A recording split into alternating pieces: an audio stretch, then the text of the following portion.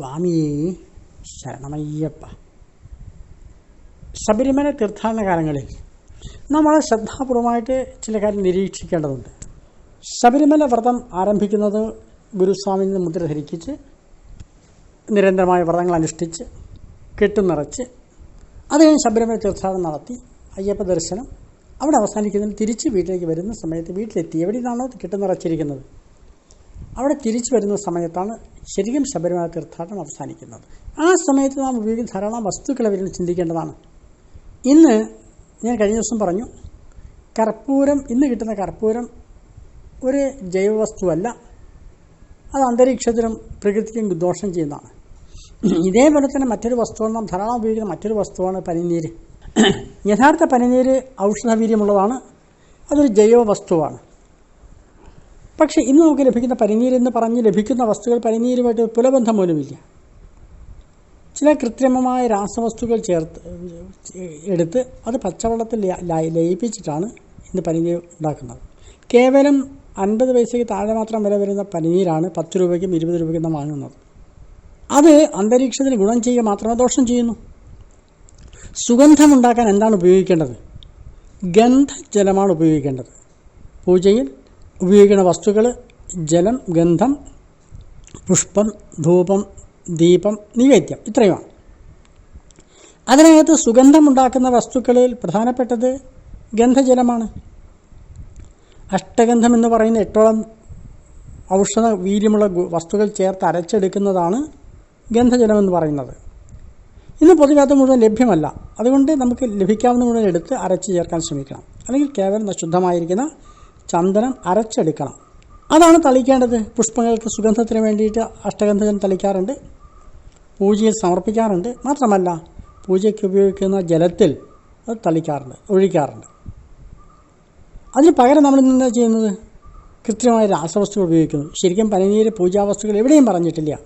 പൂജാദ്രവ്യങ്ങൾ എവിടെയും പനിനീരിൻ്റെ കാര്യം പറഞ്ഞിട്ടില്ല. നാം ശബരിമലയ്ക്ക് പോകുന്ന സമയത്ത് പനിനീര് കൂടെ കൊണ്ടുപോകുന്ന സമയത്ത് ശ്രദ്ധിക്കേണ്ട ഒരു കാര്യം, ആ പനിനീര് അന്തരീക്ഷത്തിൽ ദോഷം ചെയ്യുന്നു മാത്രമല്ല, ഉപയോഗം കഴിഞ്ഞ ആ പ്ലാസ്റ്റിക് കുപ്പി അത് അവിടെ ഇവിടെ വലിച്ചെറിഞ്ഞ് അത് അന്തരീക്ഷത്തിൽ തികച്ചും മലിനമായിത്തീരുന്നു. പ്ലാസ്റ്റിക്കിൻ്റെ മാലിന്യം അറിയാതെ വിശ്വാസപൂർണ്ണം അവിടെ വരുത്തുകയാണ് ചെയ്യുന്നത്. നാം ശ്രദ്ധിക്കണം.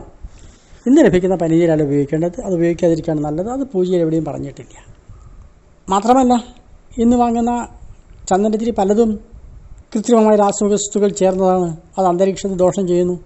പല പൂജാരിമാരും പല ചന്ദനത്തിരി ഉപയോഗിച്ച് ബുദ്ധിമുട്ട് നാം കാണാറുണ്ട്. ശ്വാസമുട്ട് അനുഭവപ്പെടുന്ന നമ്മൾ കാണാറുണ്ട്. അലർജി ഉണ്ടാവും നാം കാണാറുണ്ട്. അതുകൊണ്ട് അന്തരീക്ഷത്തിൽ ദോഷം ചെയ്യുന്ന ചന്ദനത്തിരിയാണെങ്കിലും ശരി, അന്തരീക്ഷത്തിൽ ദോഷം ചെയ്യുന്ന പനിനീരാണെങ്കിലും ശരി, നാം ഉപേക്ഷിക്കേണ്ടത് അത്യാവശ്യമാണ്. അത് നമ്മുടെ ലക്ഷക്കണക്കിന് ഭക്തജനങ്ങൾ അവിടെ ചെല്ലുന്ന സമയത്ത് ലക്ഷക്കണക്കിന് പ്ലാസ്റ്റിക് കുപ്പികൾ അവിടെ എത്തിച്ചിടും. നമ്മൾ ഓരോരുത്തരും നമ്മുടെ കെട്ടുനിറ സമയത്ത് അത് ഒഴിവാക്കിയാൽ നമുക്ക് ശബരിമലയെ ശുദ്ധീകരിക്കുന്നതിന് വലിയൊരു പങ്ക് നമുക്ക് നിർവഹിക്കാൻ കഴിയും. അനാവശ്യമായ വസ്തുക്കൾ പൂജയ്ക്കാണെങ്കിലും കെട്ടുനിറയെ ഉപേക്ഷിക്കാം. ധൂപത്തിന് വേണ്ടി ഉപയോഗിക്കേണ്ടത് അഷ്ടഗന്ധമാണ്. നാം വാങ്ങുന്ന കുന്തിരിക്കം പോലുള്ള വസ്തുക്കൾ ചേർന്നിരിക്കുന്ന സുഗന്ധദ്രവ്യമാണ് സാധാരണ, കൃത്രിമല്ലാത്ത പൂജാദ്രവ്യമാണ് ഉപയോഗിച്ചുകൊണ്ടാണ് നാം ധൂപം ഉണ്ടാക്കേണ്ടത്. ഇന്ന് കിട്ടുന്ന ചന്ദനത്തിന് മുഴുവൻ കൃത്രിമമായ രാസവസ്തുക്കൾ ചേർത്തതാണ്. വളരെ ശ്രദ്ധാപൂർവ്വം നമ്മൾ ഇന്ന് ഒഴിഞ്ഞു നിൽക്കണം. എന്നിട്ട് ശബരിമല ശുദ്ധീകരിക്കുന്ന കാര്യം നാം ശ്രദ്ധിക്കണം. കാരണം അടുത്ത കാലത്താണ് നാം ഈ ശ്രദ്ധ വന്ന്, കാരണം പുണ്യം പൊങ്കാവനം എന്ന് പറയുന്ന പദ്ധതിയോടുകൂടിയാണ് നാം ഈ തരം കാര്യങ്ങളിൽ ഈ ശ്രദ്ധ പതിപ്പിക്കാൻ തുടങ്ങിയത്. അത് ഫലപ്രദമായി നിർവഹിക്കുകയും അതിൻ്റെ ഭാഗമായി തീരുകയും അത് സമൂഹത്തെ പ്രചരിപ്പിക്കുകയും ചെയ്യുന്ന നമ്മൾ ഓരോ അയ്യപ്പ ഭക്തനെയും ധർമ്മമാണ്. ശബരിമല മാത്രമല്ല, നമ്മുടെ സാധാരണ ഗ്രാമക്ഷേത്രങ്ങളിലും കുടുംബക്ഷേത്രങ്ങളിലും വീടുകളിൽ നിന്നും ഈ തരം മാലിന്യ വസ്തുക്കൾ ഉപേക്ഷിച്ചാൽ തന്നെ പ്രകൃതി സംരക്ഷണത്തിന് വേണ്ടി നാം ചെയ്യുന്ന വലിയൊരു ധർമ്മമാണത്. ഇത് ഓരോ അയ്യപ്പൻ്റെയും ധർമ്മമാണ്, അയ്യപ്പ സ്വാമിമാരുടെയും ധർമ്മമാണ്. എല്ലാവരും ശ്രദ്ധിക്കണം എന്നതാണ് ഇന്നത്തെ ചിന്താവിഷയം. എല്ലാവർക്കും എൻ്റെ വിനീതമായ നമസ്കാരം. സ്വാമിയേ ശരണമയ്യപ്പ.